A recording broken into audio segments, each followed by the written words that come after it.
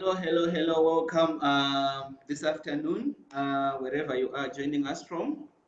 Good afternoon.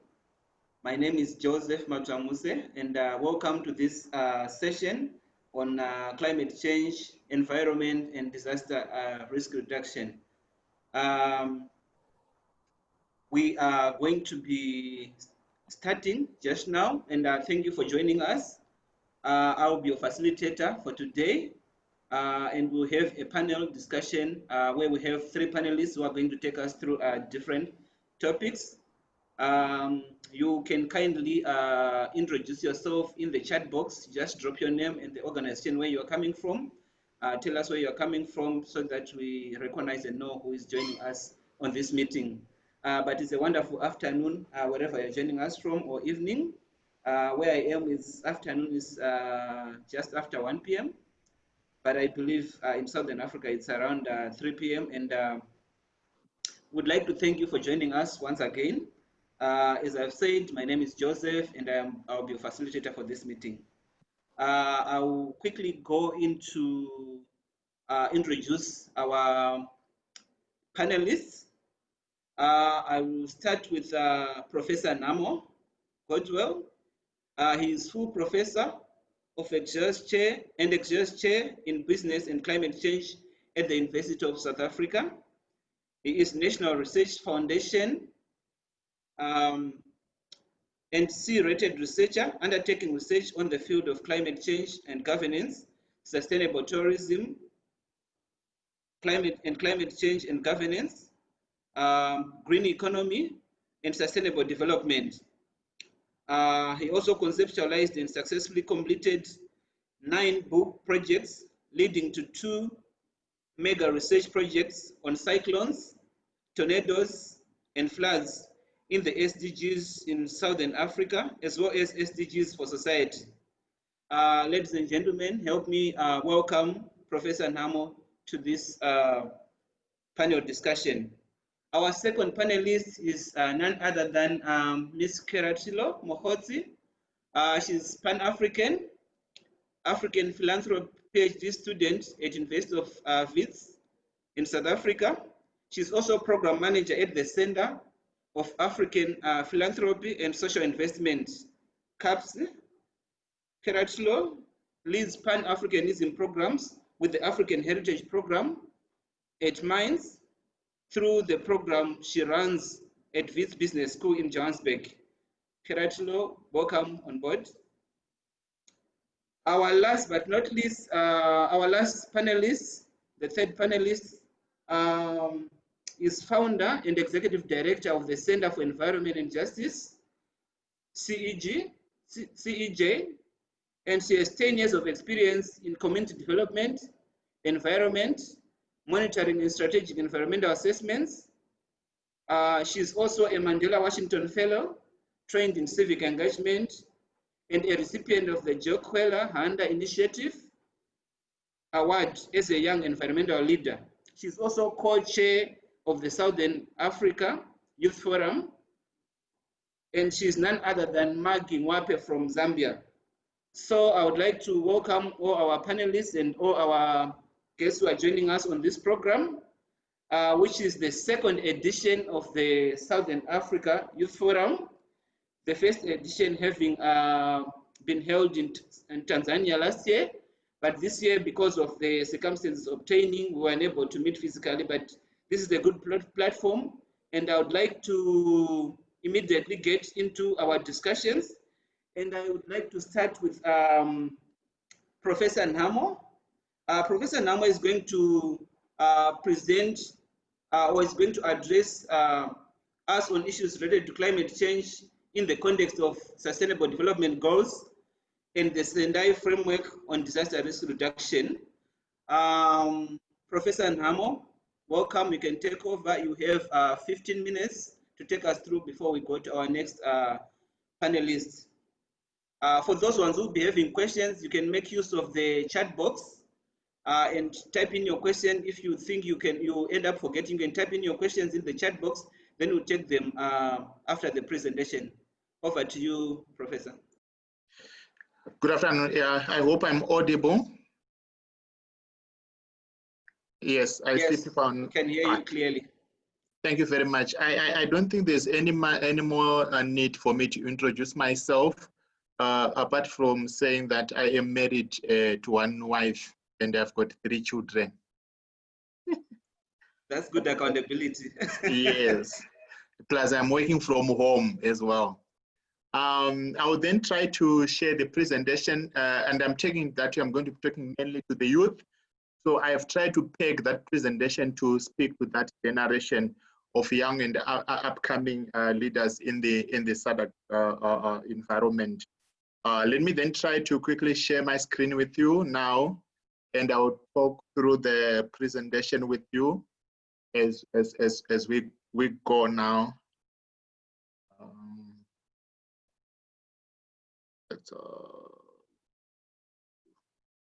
Right. Is the screen being seen by everybody?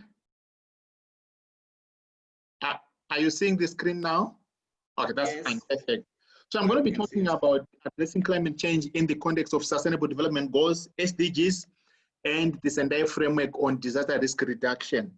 So I think where we are going and where we're coming from, it's important for us to always marry these two global frameworks, knowing well that maybe even with the pandemic is going to leave us. It has come, it's going to pass. And of course, we are going to be left with scars because of this pandemic, which has given us this new normal. Now, since I'm talking to the young ones, you are free to social media this talk. You can also maybe write in the chat as we go. Since I'm working at UNISA, I'll just maybe briefly get into the shop just to share with you some of the work that we are doing in the XRO chair. So one leg that I drive seriously in my research chair is the publication of books. So I had in my bio, I wrote 9 books. Actually, there are more than that. There are other books that have since come up since maybe that biograph was last updated. So here on the screen, you see 6 of the books that we've published. One on sustainability, climate change, and the green economy. Climate change in the SADC school curriculum, land grabs in the context of land grabs in the green African economy, breakthrough corporate South Africa in a green economy, framework and tools for environmental management in Africa. Then, of course, green economy and climate mitigation, topics of relevance to of global relevance there. Then there are also 5 other books that are there, which brings the total to 11 books that we've actually published since 2011 in the XRO chair. This excluding PhDs that have graduated and postdocs that have hosted there in the chair, and also master's students. So this actually, there's only one book that was published 2019 there, The Green Economy Evolution, The Green Building Evolution. And the other 4 books, they've come out this year. So the one on SDGs, SDG 7, it's out. Scaling up SDGs implementation is out. Sustainable Development Goals in institutions of higher education is out. The one that we actually proofreading next week is one on counting the cost of COVID-19 on the global tourism. It should be available online on the 30th of October. So if you're interested in maybe seeing what you are doing, that's actually a summary of what you are doing in the book front. And of course, part of the writing involves a lot of SADC guys, global guys, that I put together to write this project. Now, the reason why I decided to put this is, since I'm talking to the young ones, there is quite a lot of challenge with us researchers, lecturers, and leaders in terms of the caliber of a human being or the caliber of a SADC citizen we are producing from our universities or even from home. And the major challenge is in that we are not able to produce people that can think. So this slide, basically what it's saying is, like, after this presentation, there's going to be a transition that we expect from those that are listening.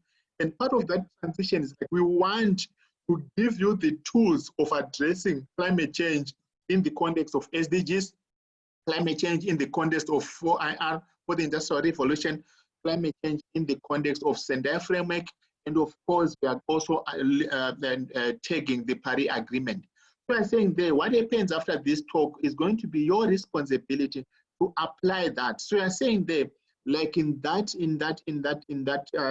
portrait there, when you've got your flat tires of life, we are not going to be there after this talk. You must then be able to identify the relevant tool, appropriate tool for you to apply what you've learned after this entire youth summit.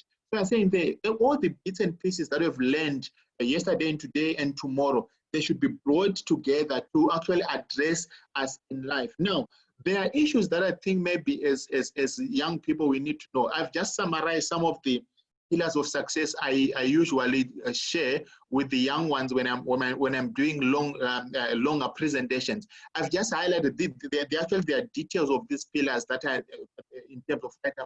I'm just going to give you a summary to say in the SADC region, as we're going to be addressing climate change in the context of SDGs, what is that we're expecting?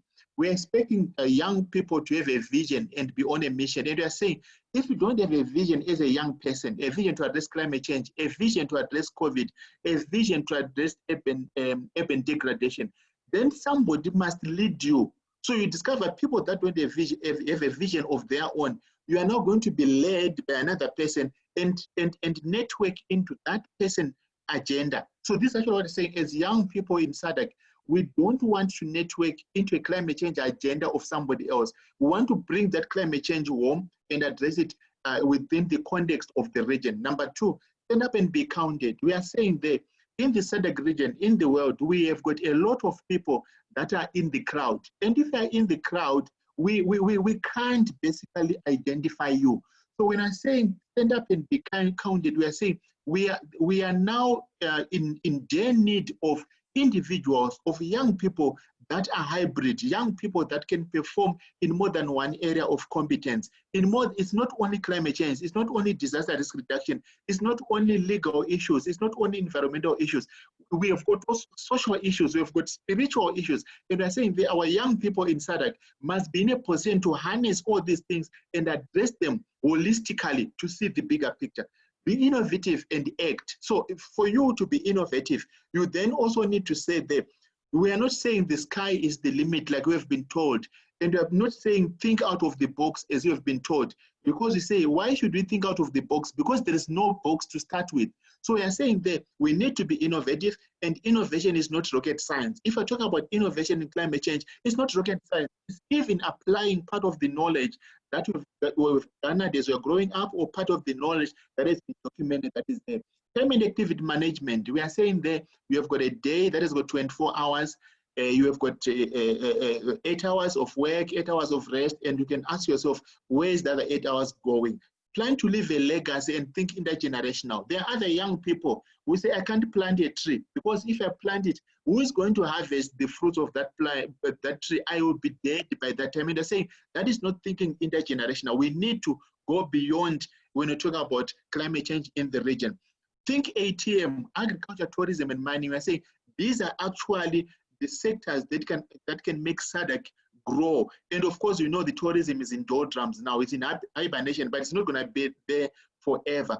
Then I think take care of big things, smaller things will always find space in between. So we're saying today's generation is so fond of having this smartphone, that smartphone, all those kind of things. I'm saying those things are actually not the things that you need. You must actually think of big things, investing in education, being innovative, thinking intergenerational. Then I say all those smaller things that you need, they are going to find themselves in between. And of course, understand leadership and build a culture of reading. There are people that actually don't want to read, and it's like you are just living in another world. I think with the information highway, there is a lot that actually you can learn on your own on climate change, on SDGs, and other things. And of course, leadership. It's not about where you are in the queue, whether in front, in between, or at the back of the queue. Leadership is when you can actually exert your magnetic influence, a sphere of influence, so that whoever is within you, they should feel that we have got a leader here. And that they should not see leadership in you, but they should feel it. Now, here are some of the things that are there when we're talking about climate change in the context of SDGs.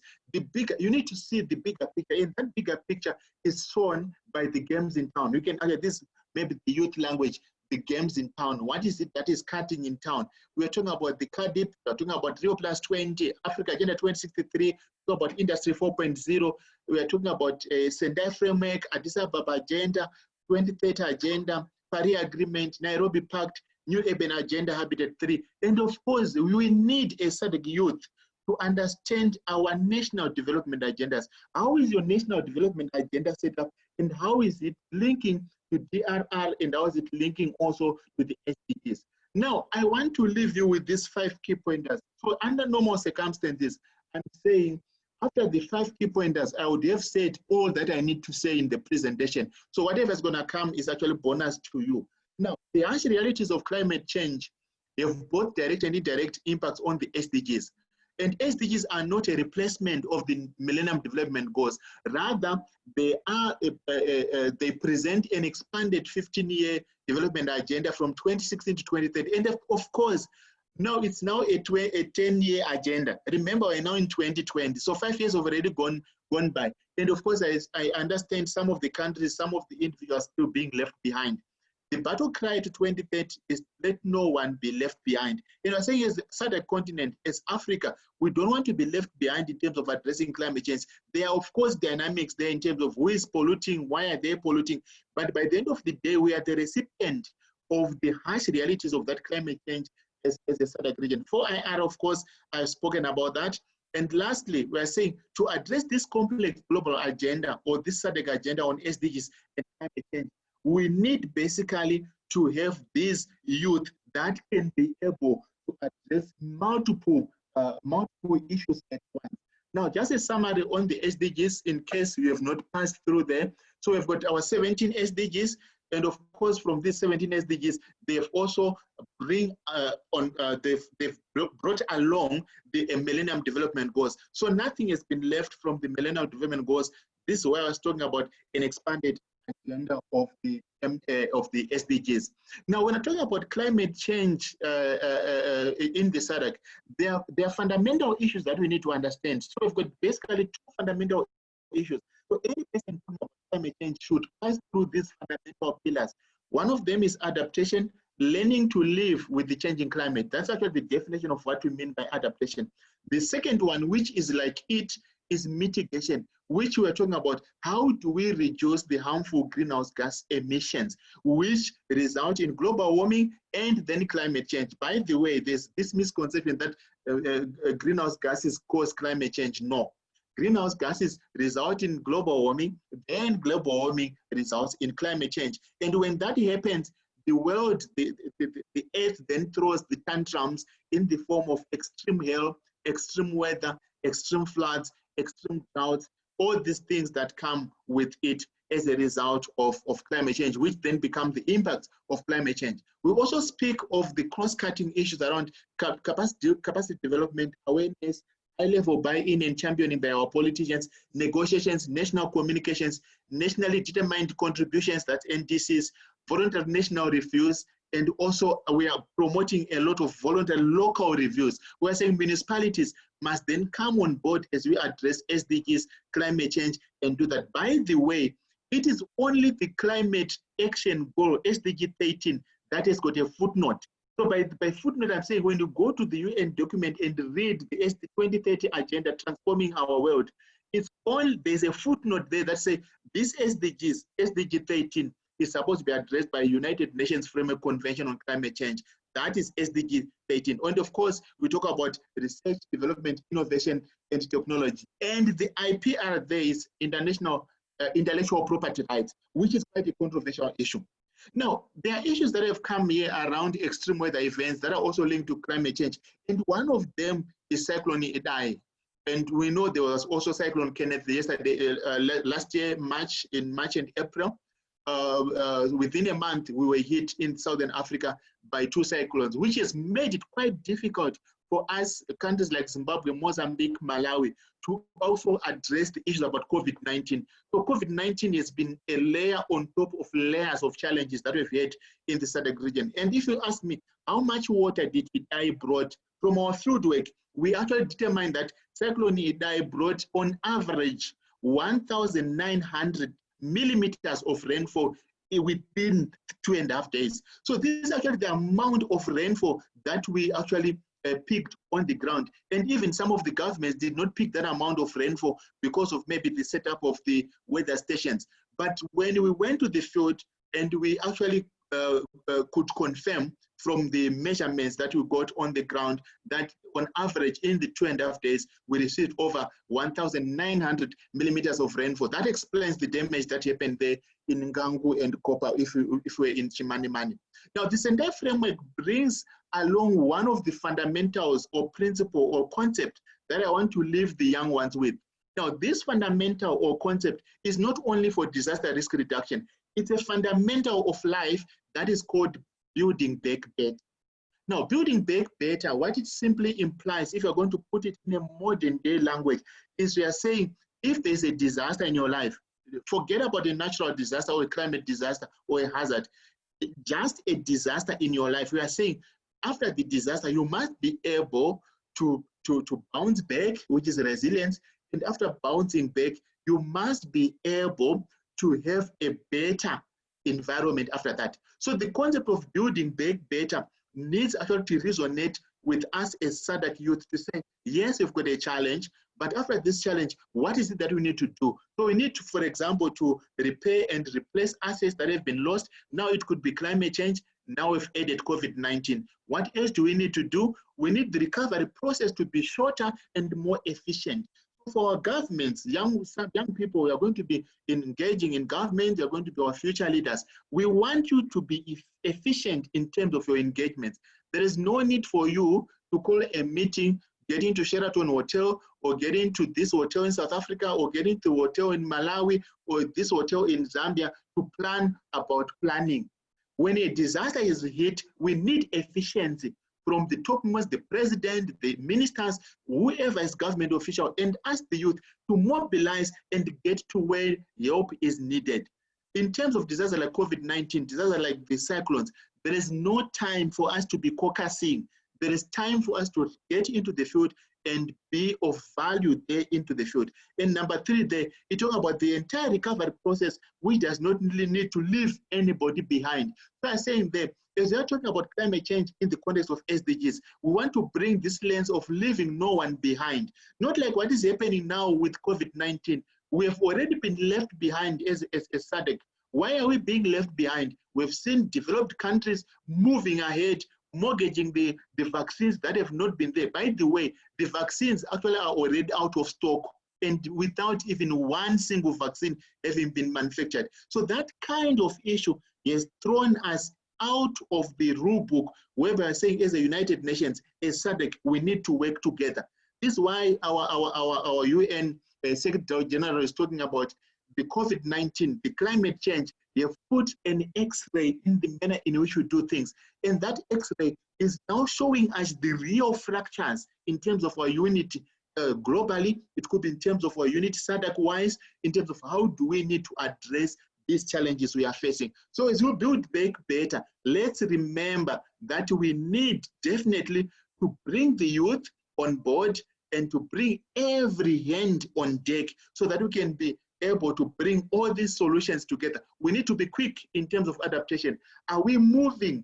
How do we address governments in terms of changing the curriculum? Most of the governments in the SADC, they're still using the colonial maps, colonial soil map, colonial weather map. We have since moved from that particular area, and we are saying our governments need to revamp our soils map. They need to revamp our weather maps so that we've got an updated maps. We need to revamp the curriculum in the universities, in the schools. We cannot talk about agroecological region 3, 4, 5, and 6 in Zimbabwe. Those regions have already moved because of climate change. We need a new agroecological map. We cannot actually have a situation where weather stations are not functioning across Southern Africa, because adaptation requires us to have the very data that is so localized if we're going to adjust. If we're going to address farmers, some of the farmers have already gone ahead of science. They've adjusted. Then let's tap into that knowledge so that we can actually inform science as also the grassroots is informing what is going to happen. Our extension workers, they need to be educated. They need to know what is taking place. In the interest of time, I will stop and end with this slide to say, as SADC youth, And as we're talking about climate change, SDGs, Fourth Industrial Revolution, Sendai Framework, you have the power. So you have the power to make things work. You have the power to make things not work. So I'm saying that we are leaving the power in your hands. It's like a bird that you are holding in your hands. It's up to you to release it alive, or you can release it dead. I thank you. Thank you so much, Professor. Wow, what a mouth-watering presentation, and quite thought-provoking in terms of the young people in the SADC region. And considering our theme, catalyzing youth agency in regional processes, I'm sure there is a lot that young people are getting from this presentation that you've just made. And just to pick a few areas that you have discussed about that are very pertinent, you talked about the vision, that young people, if they cannot have the vision, they will be led. And that's exactly what is happening. And that's what exactly is affecting the region in Africa at large. You also spoke about the need for agenda setting, the need for intergenerational learning. I think that was quite pertinent and very important for young people to understand this. I would like to remind everyone who is on the call to make use of the question and answer chat box, so you can type in your question. Then we'll come back to Professor to ask and seek more clarification. If you can permit me, I can then move to our second presenter, who is going to present on the role of the third sector in preparedness and building resilience, the case of Southern Africa. And this is none other than Keratilo Mokhozo. Keratilo. Thank you. Thank you very much. Good afternoon to everyone. Dumelang, Sanbonani, bonjour, j'espère que vous allez bien. That means I hope you are all well in French. My name is Keratilo Mokhozi. I'm speaking to you today from Gaborone, Botswana, but ordinarily I live in Johannesburg. So today I'm representing the Center on African Philanthropy and Social Investment at the Wits Business School. The center where I work was created a few years ago after realizing that there's a lot of research and knowledge that we don't know on the philanthropy sector in Africa. If you all think about it, most of you here, you support more people in your families besides yourself. You look after your brothers, you look after your sisters, you look after your neighbors. So philanthropy is just a fancy term of being your brother's keeper, caring about the next person that's next to you and helping them with any resources that you have, be it your time, be it your money, be it your own livestock.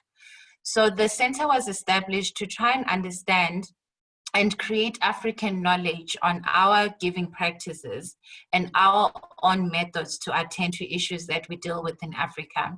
It was very late to happen. I mean, if you think about it, Africa is the home of philanthropy, but only in 2016 did we start to make ground in providing research on the topic. I joined the center last year, so I worked there as the program manager for the center, and I'm also a second-year PhD student. What I want to talk to you today about is how philanthropy, that is your NGOs, your civil society organizations, how do they contribute and how do they assist in disaster response in our region in Southern Africa? I started the study last year. It was really inspired by what had happened post-Cyclone Idai, post-Cyclone Kenneth. We saw the sheer chaos that happened after that and the avalanche of philanthropic organizations that came through to assist. So climate change, as Prof. Namo has mentioned, is something that we need to adapt to. It's not going to go away overnight. There will be another disaster and we don't even know when that will be. So because we have to adapt, you find that philanthropic organizations are the beacon of hope. They don't have voters to account to. They don't have shareholders to account to for profits. They're organizations that exist to assist on the human suffering. So I turned my attention to them and I was asking myself, how does the hand that provides organize themselves? how do they plan? How do they make decisions in terms of which community are we going to assist, which one are we not? How do they plan to be effective and efficient? So they are the main focus of the study. I wanted to understand what processes they follow. Is there any waste that they incur in those processes? And do they provide value to the beneficiaries? So in the philanthropic sector, you wouldn't speak of customers, but you speak of communities and beneficiaries, because those are the people that they serve. So I'm going to share my screen just to detail a little bit what I've found to date and what this means for youth like yourselves. Okay, so someone just nod your head once you can see. Joseph, I can see you, so once you see, just nod your head. Okay. So just to educate you a bit, what we mean by the third sector, we have the first sector, which is your government. Government rules the country. They make decisions in terms of what's going to go on in the country. And they're actually responsible for disaster response as well, because all the people that live in the country is their jurisdiction. And then we have the second sector. You have your corporate companies, businesses that operate there. A lot of the times they do come to assist in one way or another. So we refer to them as the second sector. The third sector is all the NGOs. Most of you know the term NGOs, non-governmental organization, all the civil society groups, the NPOs that do come through to assist. And what we've seen in Southern Africa is that they actually do a great bulk of the work. I mean, even after the disaster has come and gone, they're still present to alleviate the human suffering and attend to the issues that are still present post the disaster. So a few examples of such organizations, you will have heard of Doctors Without Borders, World Vision, Catholic Services, Oxfam, Red Cross, Gift of the Givers.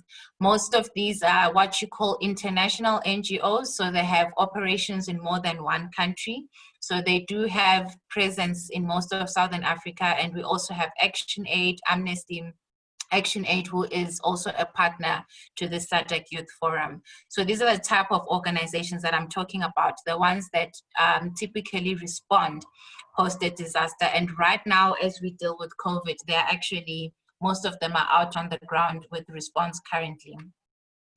So there are some issues that are found in disaster response. So when you look at those philanthropic organizations, those humanitarian organizations, it's not as seamless as it should be.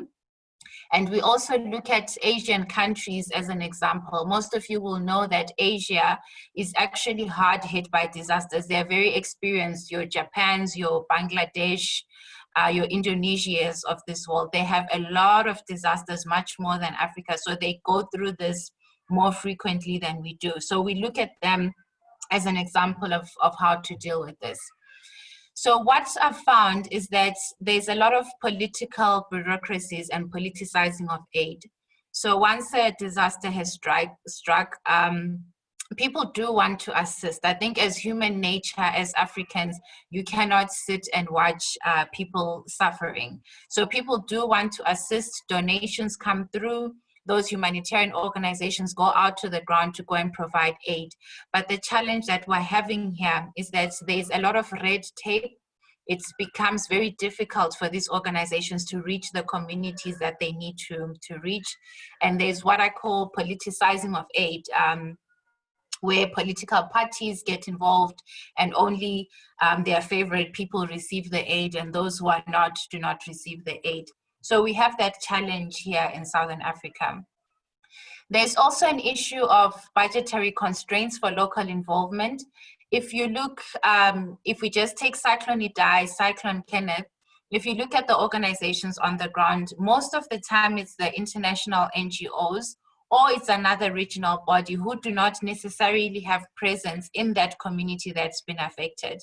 And they cite that it's difficult to do so because of time and also the budgetary constraints. It's a very shrinking funding space. And the NGOs are in competition with one another because they all need to raise funds to do what they do. And they're all competing to the same type of donors to be able to provide funding. So there's a funding problem. There's lack of coordination with the communities. I mean, I'm really sad that I have to speak in English to you now, even though some of you are from Mozambique, some of you are from French-speaking societies. But the way our region is fragmented, we don't have a common language where we can communicate with each other, and it becomes an issue even in disaster response. When the cyclone happened in Mozambique, the NGOs that came through were holding the cluster meetings and doing all their planning meetings in English, and a great bulk of people in Mozambique do not speak English. So already you exclude the communities, you exclude the people that you're trying to assist because of language barriers and not working with the local people. Another challenge that we found is that those NGOs work in silos. I mean, disaster is a multifaceted experience. Before it comes, you receive warning systems, you get to be aware that there's some kind of cyclone that's coming, or predictions of a drought or something that's coming to hit you. So there's a preparedness and something that happens before the disaster strikes. Once it happens, then we move into the relief and response phase, which is the most active phase when people come to assist. And you find that they don't work together, they don't talk to each other. So you end up having a lot of duplication of efforts. You find that some people are being helped more than the others just because they don't have the public sharing of information in order to plan appropriately. And this is happening even today with the COVID-19 pandemic. And then lastly, these are the top 5 issues that I found. There were more, but these are the key ones. You find that those who need help don't get it. Post the cyclone last year, some of the aid was dropped from a helicopter. So if you drop aid from a helicopter, how is an old gogo, a person who's disabled going to be able to reach that aid? So you end up creating a survival of the fittest scenario where those who are fast enough, those who are still strong enough will be able to access the aid. And unfortunately, sometimes they exploit the less privileged ones in order to give that aid. So it's not seamless. These are the issues that we have even today with the COVID-19 pandemic.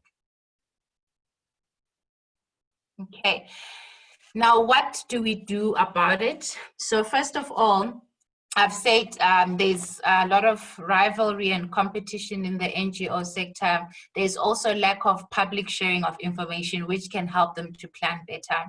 So we are making a recommendation to coordinate the efforts of the third sector. Ideally, this is something that government does. In Asia, where they get struck by disasters the most, you need to empower government to be the coordinator, to be the orchestrator who says, okay, this is the region that's affected, this goes there. So most of our countries here in Southern Africa do have a disaster risk management unit, but they're not too equipped, they're not too experienced with this. So there is a need, and there is a very strong recommendation to improve on the coordination effort so that the third sector just comes to assist. They shouldn't be making decisions. They shouldn't be the ones that are running the response process as it is currently. There needs to be empowerment of community-based organizations. We refuse to believe that Africans or Southern Africans are helpless. So those people that have been affected are the best people to know what it is that they need. And they're even the best people to provide solutions of where do we go from here. So we need to empower community-based organizations so that we don't have a scenario where people are coming from outside and dictating what is going to happen with the aid. But you find that there are already some strong community-based organizations who can lead and who can provide guidance to those who are coming. We will never refuse the assistance, but allow the decisions to come from the community members who are actually affected. We need to invest in preparation and awareness. Someone once said, you need to help people to help themselves. So the disasters are not going to go away, another one will come. But imagine how it would be if people know what they should do when a cyclone hits, if people know how to plan their agriculture and what what to plant in order to cater for a drought that's coming. So we need to invest more in the before the disaster phase to allow people to be more prepared and to be aware. Most importantly, to allow people to help themselves, because even the NGOs, they cannot carry the human suffering that goes on post the disaster. They can only help for so long. So we as Africans, we need to empower ourselves and help our people to know how to help themselves. So how can we do that? There are a few resources that are available that I just want to make public to everyone here. So at the Center for African Philanthropy, we have introduced some courses. This is the first time that this is happening in Africa, where we are teaching fundraising, we are teaching resource mobilization, we are teaching African philanthropy, so that if you decide you want to open a community-based organization, you are a person that's equipped, that's knowledgeable how to do so. I mean, the first requirement is passion. You must be passionate about what it is that you're doing, but we're also providing resources to equip those smaller community-based organizations to succeed. So all of the courses are on our website. I've just put a link there. And we're starting the first ones actually now in September. And then you need to support the networks in your area. So I know of a lot of community-based organizations in Malawi, and I'm very proud to speak about them. They're not only passionate, but they're very driven to assist the communities that are affected. Post the cyclone, they are the ones that communicate to the INGOs like Action Aid to say, we need this kind of assistance. These are the issues that are happening on the ground. So they are very proactive and very, they own it. They own the entire process and don't look for aid from outside or someone to come and tell them what to do. So we need to support those CBOs. There is a network called the Network for Empowered Aid Response. What they're doing there is trying to decolonize aid. I mean, a lot of the things that we deal with today in Africa are very based on our colonial system. So even the NGOs and the INGOs that come, most of them are international, coming from outside of here. So this network is supporting the local NGOs, is supporting the CBOs to empower them not to be dependent, because the biggest issue that we have, there's huge dependency on Western donors. There's huge dependency on those INGOs in order for them to succeed. So we need to move away from that. Africa is not the same as it was. Even here in Southern Africa, we're not the same as we were just 20 years ago. There are more high net worth individuals in the region than before. There are more entrepreneurs. There are more sports and business people that are coming up from the region. So let's support each other as Africans and sponsor to these local NGOs. We were actually laughing just about 2 weeks ago that Harvard University in America, they receive a lot of donations from Africans here who've never even been to Harvard. So once they succeed, they are happy to donate their funding to Harvard, but you cannot give to University of Malawi or give to Wits University. So we need to move away from that mindset that things that are out there, that are coming from outside, are more successful, and try and empower these smaller local NGOs so that they can succeed, because they are best to deal with the issues on the ground. We also need to take up opportunities to lead these community-based initiatives. So you don't need to wait for Action Aid, you don't need to wait for a UN agency to come and help us to do these education campaigns, to do the preparedness campaigns. There's nothing that stops anyone from creating your own community-based initiative. Maybe you do an education campaign, maybe you teach on agriculture. Prof. Namo mentioned there that there's lots of opportunities, tourism, agriculture type of sector. What plants should you plant when there's little rains? These are things that our parents know, our ancestors know. So we should continue with that indigenous knowledge, because that's what enabled them to live that long. It should enable us to live this long now. a lot of youth now, you don't want to be associated with the village and all that kind of indigenous knowledge, but that's where we need to go back to so that we can be wiser in planning for the future and planning for seasons where it doesn't go as planned with heavy rains. And lastly, we really need to help people to help themselves. So let people be aware of climate change, be aware of these significant changes, because there's a lot of unawareness and ignorance in our region. Just to give you an example, just before Cyclone Idai hit, a lot of people were watching TV on the news, even in Chimanimani, even in Mozambique, they were watching and they said, okay, there's something coming great. And then you tune into another program, and they went to bed that night, just as all of you did. And then the cyclone came and literally swept them away from their beds as they were sleeping, because we just have this belief that it's not coming to me or it's not going to affect me, even when the weather patterns say so, that there's a high magnitude cyclone that's coming, it's going in this direction. Cyclone Idai did change direction, but we need to take it seriously. We need to let people be able to digest that information when they hear it on the radio, when they see it on the news, that, okay, something is coming, what must I do? So help people to plan for themselves in the house. If there's going to be flooding, you can't be in. Yes. Okay. I'm just wrapping up. All right. If there's going to be flooding, don't be found in a low-lying area. You need to go to a higher altitude area. So simple, small things like that, we need to educate our people. We need to let people know these things and know what to do when it strikes, because if we do that, we will have less fatalities and only have to deal with resettlements post the disaster. So I'll end it off here, Chair. But my last words to everyone is that we need to own this. You are the future for Southern Africa. Let's not be the way that we've always been just 10, 20 years ago. When the next disaster strikes, we need to find ourselves prepared. Thank you.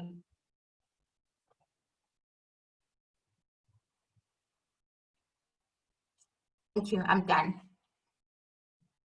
And you touched on very important aspects around localization of aid, and also you again touched on the same area that Professor Namo touched, areas around decolonization of aid, decolonization of the way we do response to emerging disasters or emerging issues. And I think it's very pertinent for young people in the SADC region to understand these things, as it is very key to intergenerational learning and also being able to adequately respond and participate in programs that are aimed at responding to disasters. You also touched on aspects around accountability, which is very key. And I think as we proceed, we have more discussions around how young people in the region can hold NGOs, can hold civil society accountable on this kind of support and this kind of aid that they provide. How do you get to action aid, and how do you hold them accountable to make sure that the aid is localized and reaches the most marginalized people on the ground? Thank you so much for that presentation. For those ones who have questions, again, you can make use of the question and answer box, and then you type in your question, and then we'll give you an opportunity to, we'll give the opportunity to the panelists to respond directly to your question. I would like to jump on to Maggie, and Maggie is going to speak on mining-induced displacements and resettlements, and she's going to focus on the case of Kantabwe community in Sinazonge district in Zambia. So I would like to give this time to Maggie to take us through.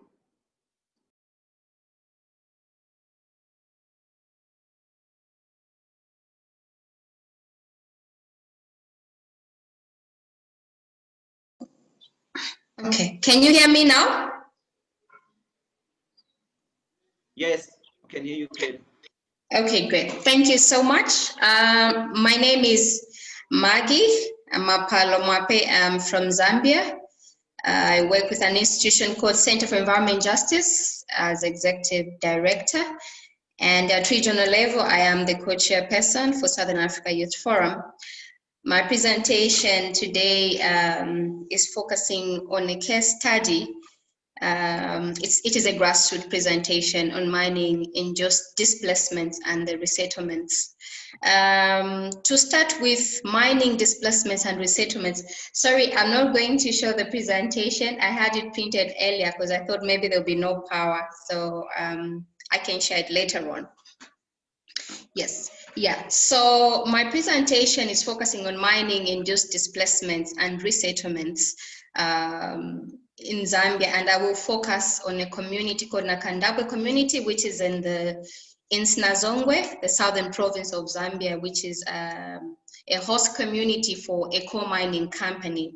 So you will agree with me that any mining investment comes with related environmental hazards, and then at the same time it also has some positive effects in terms of employment for those that are living around the mining area.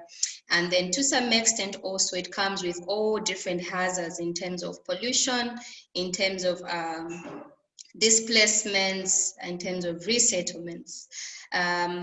Whenever there is a plan to pave way for any development in regards to policies and regulations, it is very clear that there are guidelines that are supposed to be followed in terms of engaging the communities. Are they in agreement that they need to have a mine in that area? And in addition to that, there's also engagement with the traditional leaders, and then as well as government officials, to ensure that all policies and guidelines in regards to investment in that particular area is actually followed. However, in many cases and circumstances, to what we have seen is that some of these regulations are not well properly followed. And even when it's time for investment, there is need to do an environmental impact assessment to ensure that wherever this investment or development will be put will not have an impact on the communities around that area, any social amenities that are around that area, in terms of biodiversity, in terms of road network, in terms of water resources, to ensure that they are not affected, because we know that any extraction of mining resources comes with all sorts of pollution issues. And what we have noticed is that the case of Sinazongwe is a community which is located, it is a coal mining area, and there is a coal mining company that has been operating since 2015. And what we have noticed in this area, when it came to issues of displacement and resettlement plan, the negotiations were not that fairly done, because the communities did not have a negotiator for them, and they were hoping that the government of Zambia will negotiate on their behalf. You will agree with me that any mining company, they do have seasoned lawyers that are great negotiators, and the communities cannot negotiate to their level. So when you look at resettlements and displacement, it comes in with different issues. There is need to negotiate for fair compensation. There is need to identify another area where the communities will be resettled. There is need to evaluate issues to do with land which they had. Were they doing any agricultural activities? How big was their farm? So they need to evaluate per household of what was entitled to them before they are relocated, so that they get a fair compensation. However, we've had situations where somebody that has lived on a certain land for more than 50 years, and that is an arable land, and they are displaced, and the lowest compensation that we have noticed is as low as $500. And you will agree that this $500 includes almost everything, to relocate yourself, to find an alternative land for yourself, to go and construct a new building for yourself, and to get started. So these are the cases that we have had. And apart from that, we've had cases where most of their housing infrastructure, which they were living in, they are damaged, they are having cracks, they cannot live in that house anymore. We've had cases whereby the ground itself is having cracks because underground there is a mine, and then on top of it we are having houses that are living actually on top of the mine. And we've had cases whereby a community is cut off from the main city where there's a hospital, the healthcare services, education facilities, and also a main market because of these extraction that has been happening. So my recommendation is that, yes, we do have good policies. I will speak about Zambia because I come from Zambia. We do have great policies and regulations. I think the challenge is when it comes to the implementation part. Implementation is really a problem. If only we could follow the implementation of the regulations and policies that we have, I think that can be much better. We've had cases whereby the communities actually reject the proposed project because they think and feel that it will not add any value to their lives. But because government has already authorized, the communities are forced to be relocated. And I think this has been a challenge that we have faced as an institution. We've been trying our level best to engage with the private sector, who are the investors, as well as government ministries. In addition to that, one of the communities which is right behind a coal mine, I was there last month, and what I found was really disheartening. We found young people below the age of 13, actually. We found them at the coal mine. So they are doing extraction on the other side, which they have been given by the mining company because they had conflicts in the past that they are not benefiting from the resources. So they've been given a separate land where they can extract coal. And now we are having children extracting coal in deep trenches. And after that, they are supposed to load about 20 bags of 20 kgs into a small canoe to cross over to the other side where they are offloading. And I found myself helping these children offload about 20 bags of 25 kgs of coal from a canoe. And this was just children below the age of 13. And this is a high risk on our children. And this shouldn't be happening. And when I had a discussion with these children, what they were saying is that it's because of high poverty levels, and that is where they are finding something that they can actually feed their siblings and also support their parents. And the most saddening part is that now some of the traders that are into coal mining, they are taking advantage of these children because it's now cheap labor. You will be shocked to learn that for them about $600, they are paying them $600 to load 30 tons of coal. 30 tons of coal in a truck, and they are being paid $600. But then the same coal, when it goes on the real market with real value, it's ranging between $200 to $300 per ton. So you will see that there is high exploitation of young people, and because they do not have an alternative living, they are trying to survive by getting engaged in such activities. Having said that, I want to make recommendations to the Zambian government and also in other SADC countries where we are extracting mineral resources. And before I mention the recommendation, I've always said this, that Africa, we are endowed with so much natural resources, and if only we could have leaders whose priority is to develop our countries than prioritizing their own personal needs, I believe that Africa can be a superpower continent. We do have what it takes. Many times they say that Africa is poor, is a dark continent, but we are seeing the Western world flying into our Africa almost every day. I think it's because they've seen something that maybe we are not utilizing so well. So my recommendation, I have 3 recommendations in summary.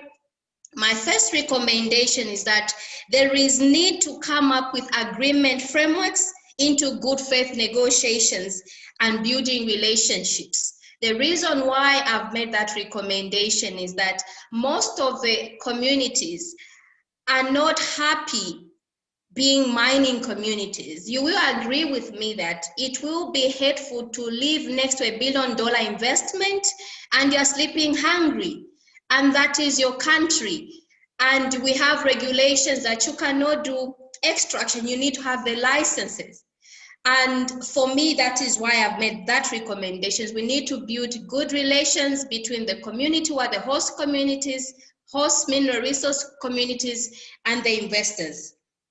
My second recommendation is that there is need to incorporate the topics of displacements and resettlements into policy debates.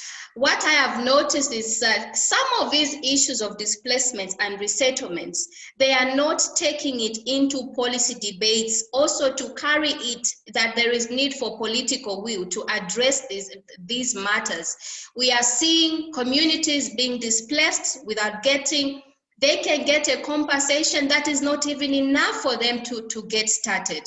And in an event, you find that they continue living in abject poverty. I think there is need to begin to talk about these issues and prioritize them as an urgent need of intervention. My third recommendation is that investors must compensate communities for the loss of access to national resources such as land, pasture, forests, and clean water, as well as tangible resources such as socio-economic ties. We've had situations whereby maybe a mining investment discovers that where there is a graveyard, you know, and in our African culture, we actually respect those areas. They discover that underneath there are minerals, and they begin to negotiate with the government to relocate the graveyard. I think there are such cultural ties that we need to respect. As much as we are in a hurry for development, I don't even believe that mineral extraction can make us so rich. Maybe we should be thinking about agriculture, because agriculture, we can be a food basket in the region. So I think that is my presentation. I thank you. Thank you so much, Maggie, for your presentation. And I think, again, it was very insightful. You talked about the mining operations of companies in that district of Zambia, and how you also touched on issues around responsible investment in terms of agreements, in terms of accountability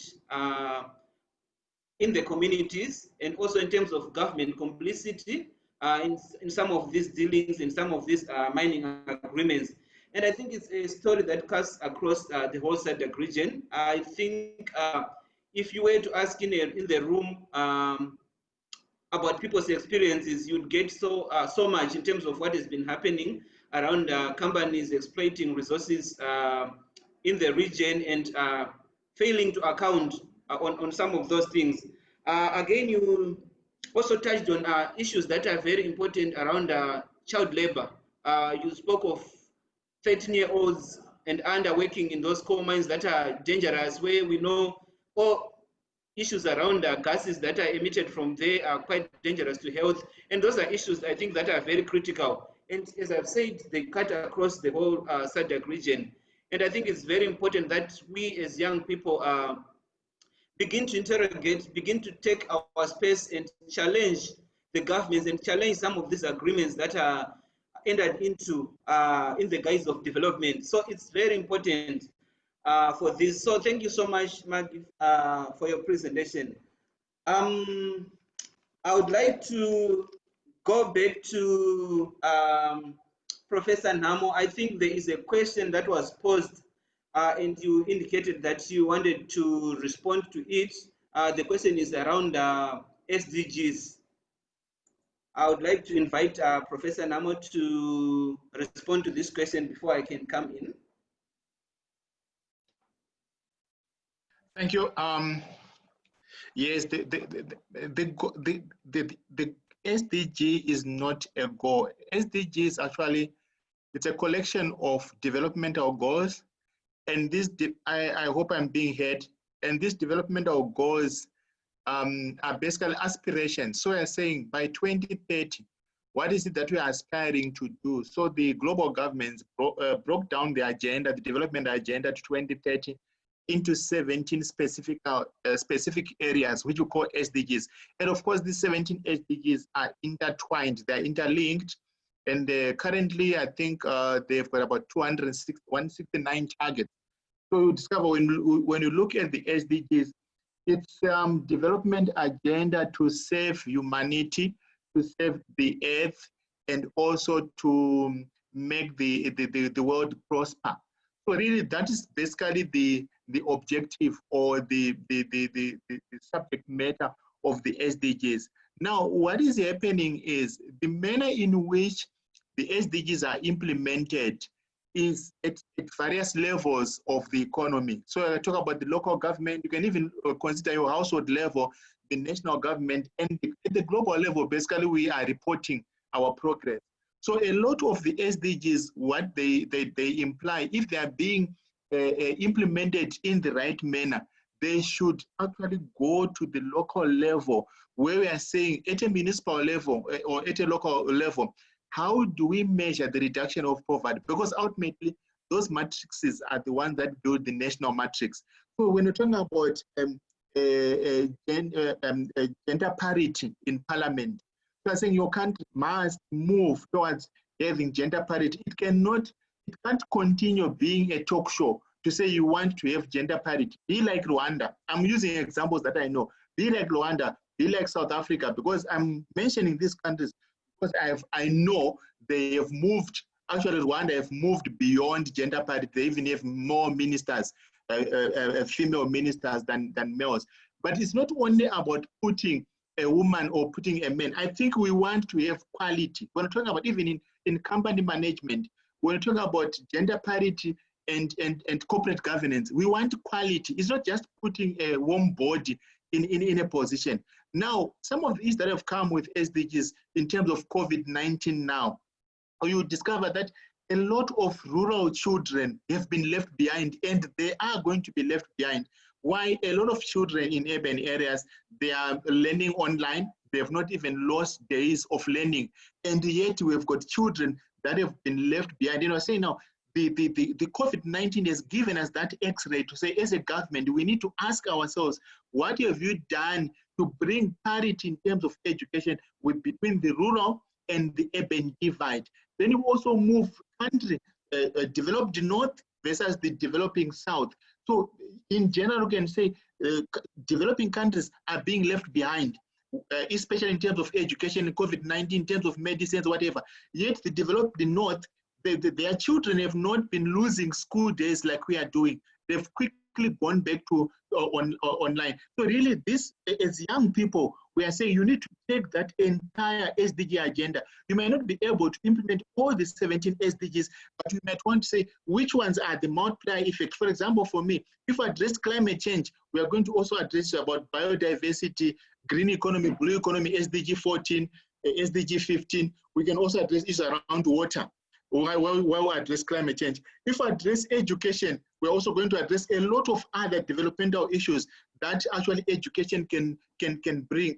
Good health, it can be that increasing employment opportunities can come from education. So I'm saying maybe in the SADC region, it's time that we sit down. This is actually something that I'm not seeing coming strongly from the SADC Secretariat to say, what is the SADC Secretariat doing? Because I've not seen the SADC Secretariat SDGs agenda, like maybe how it is being driven in East Africa or in the EU. So I'm saying there again, the SADC, as SADC, we need to come to the party and have some kind of critical mass to implement this. I'll stop here because of time. Thank you. Okay, thank you so much, Prof, for your response. I would want to go to the next question that has been asked by Mutale. Mutale is asking, is there anything that is being done to implement good agricultural methods, like the use of cover crops, agroforestry, hydroponics? And what is the take of farmers concerning these methods?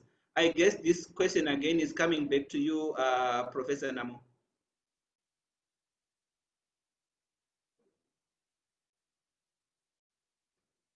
Professor Namo, yes.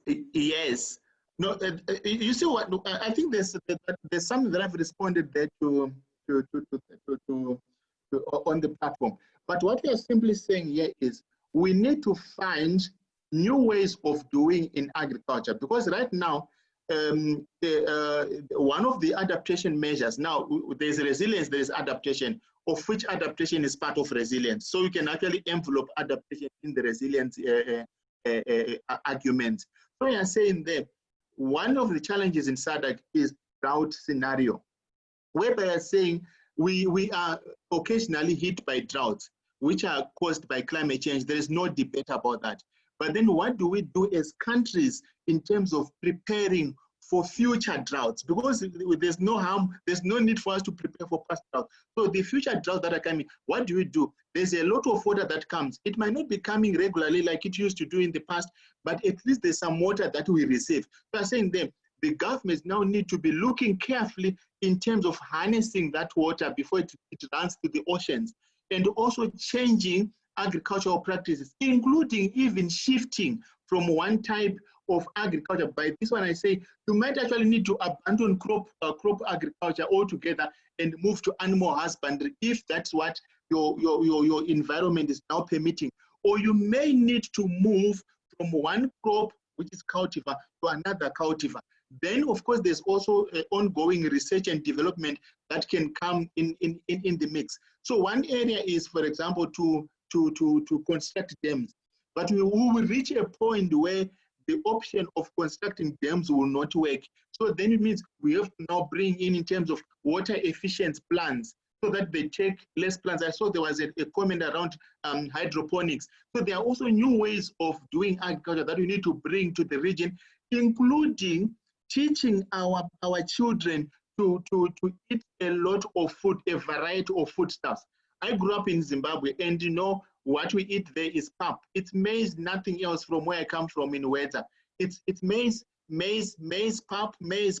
But then there's sorghum that we might eat to eat, and you know, they'll even say, no, I can't eat sorghum pap. I can't eat the millet pap, because we have not been trained to eat a variety of foodstuff when we are young. So part of the adaptation means is that diversifying the variety, the food basket at a household level. It's quite a good adaptation measure. When you go to East Africa, they eat banana matoke. They've got ones that they cook.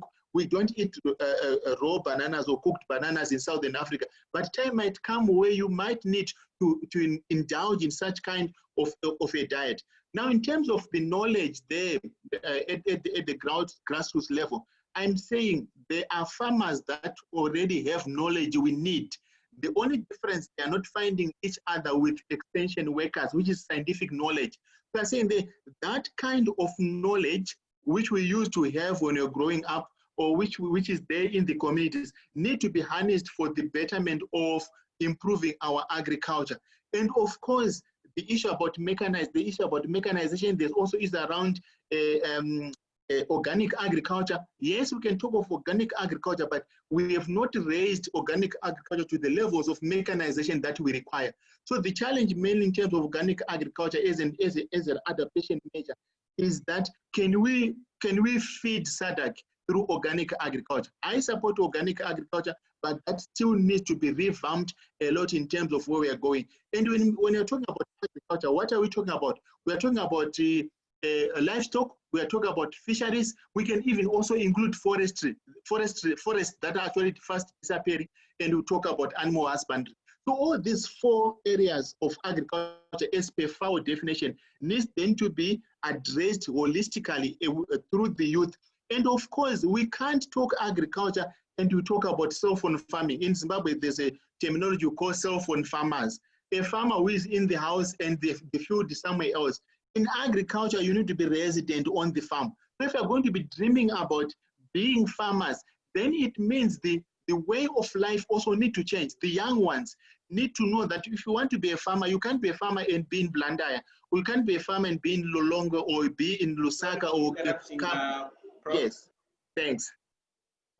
Okay, sorry for interrupting. I think we're running out of time. I would like to, at this point in time, I would like to invite Heratilo to say something then before we conclude, but the issues that are coming out are around accountability, and also how do young people develop and shape the youth agenda in the region.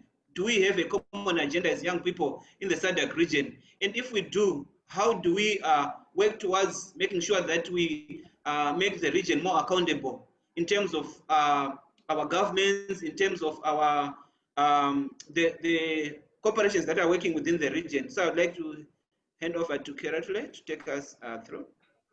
Thank you, Joseph. There were two questions in the chat. I'll just address them both now, but they're all relating to donors not being able to support local and community-based organizations. So this industry, if I can call it that, it will always continue to support the known ones. So when something happens, the money will always go to Red Cross. It will always go to Gift of the Givers, you name it. So people give to what they know. What we can do, there's nothing that you can do about that, but we can support each other as community-based organizations, as people who are living in this region. You find that you yourself, I mean, some of us do donate to these NGOs, but who do you donate to? If you were to be honest with everyone, you'll find that they also donate to Red Cross, they also donate to Gift of the Givers and the like, and nobody's donating to the community-based organizations. And the reason they don't do that, there's lack of trust.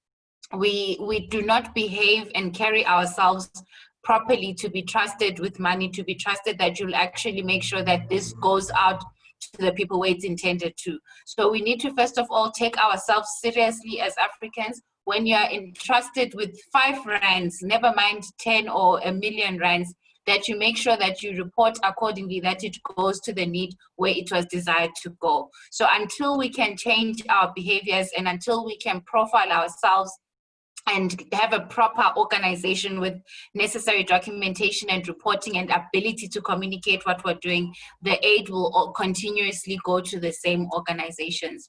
And then someone asked if there's any focus on helping communities to empower themselves. No, we do not have that. However, that's why I was encouraging you guys that we really need to support those few community-based organizations that are there. They have a massive challenge ahead of them to support the entire region with the limited funding that they have. So next time you donate or next time you are volunteering and assisting, try and do a smaller community-based organization instead of the typical international NGOs. Thanks. Thank you, Keratlo. Maggie?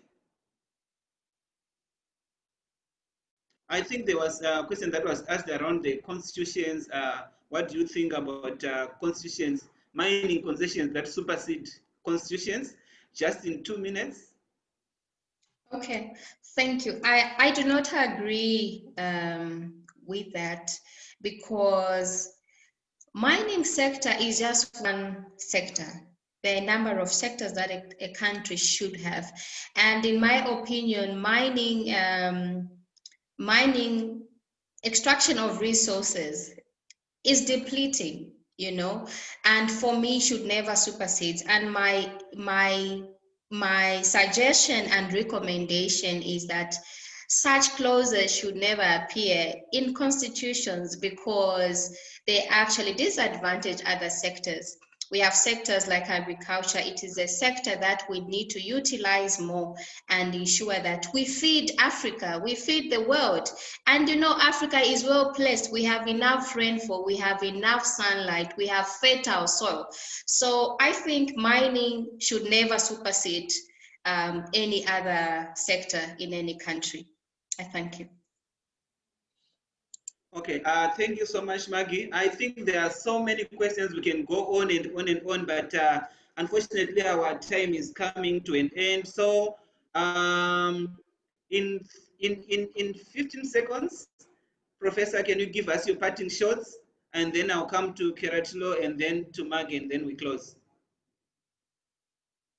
Thank you, and I think also thank you for my fellow panelists. It was a good discussion, and the participants. I want to challenge the young ones to say, the generation we are in now requires us to have new generation policies that address the Zambian question, where we are saying mining laws are draconian. That is a fact.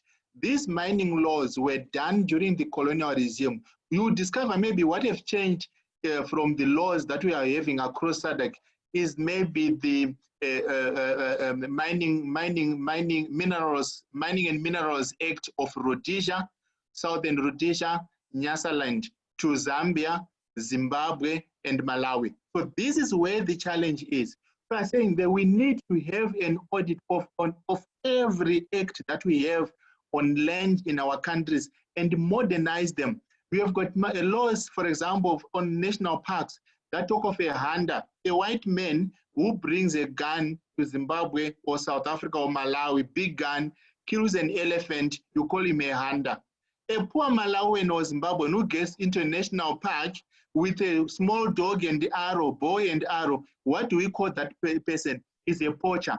When you got big machines that are getting to Zambia, that is getting into the end of the Great Dike in Zimbabwe, pushing the mountains, we call those guys miners. When you've got young guys that want to make a living, get to the mountains to dig, what do you call them? Zamazamas in South Africa, Makorongoza in Zimbabwe. I don't know what you call them in your country, but you give them these derogatory names that I'm saying, as young generation leaders, there is a language that we need to clean up in terms of our laws. That should actually be a developmental language. That kind of a language is not developmental. It was a language that was meant to suppress black people. And I want to say, black lives matter. SADC lives matter in this generation. Thank you. Prof, thank you so much for that. I would like to come to Keratilo. Thank you to everyone, all the panelists and also the audience. You've been very engaging. My last words to you is look at yourself and look at the person next to you and see one person. We need to change our mindset. We really believe that everything that comes from outside, that's the thing to invest in. When someone comes and they're speaking good English and they're running, they've just opened a new NGO and they're supporting women's rights, we're going to support that and make a lot of noise about it. But when your brother from Malawi opens an NGO and they're speaking in Chichewa to be able to make it happen, you think it's a little bit dodgy and it's something that you cannot trust. So let's move away from not trusting each other, not believing in someone who looks like you, who comes from your region, and support these local initiatives. Nobody will do it for us but ourselves. And you know what? Once we start supporting each other, the international aid is actually going to grow because they're going to see that this is a strong, united region that believes in its own initiatives. So it starts with us, it starts with you, it starts with the person next to you. Believe in yourself and in support each other. Thank you. Maggie, in 2 minutes. Thank you so much for the invitation to be part of the panel, SADC and partners. Thank you to all the panelists. Thank you to all the viewers. Great appreciation. My message to the young people of SADC, please ensure that, remember that young people are economic changers. I want you to believe that there has never been a successful revolution without young people. And I want young people to believe in yourself. I want to urge you that whatever you'd love to do, please believe in your dream and believe in your agenda of whatever you want to achieve. I call upon you to bring positive change in your country. Please do not bring unnecessary confusion, because we want young people that are going to play a role in our economic development in SADC and in Africa. I thank you. Thank you so much, Maggie, for those wise words and advice to young people. I was your facilitator and you were the listeners and you were the audience. I want to thank you so much for being with us in this session, and it's been a very insightful session, and we look forward to further engagements. Do get in touch, let us develop a shared agenda for young people in the region. We are the change that we've been waiting for. We can do it. We can do it. Like Maggie said, there is no revolution without young people. We can do it. Believe in yourself, believe in everyone around you, support each other. I'm Joseph from Action Aid, and thank you so much for joining us. Thank you, everyone. Thank you. Bye-bye. Thank you. Bye.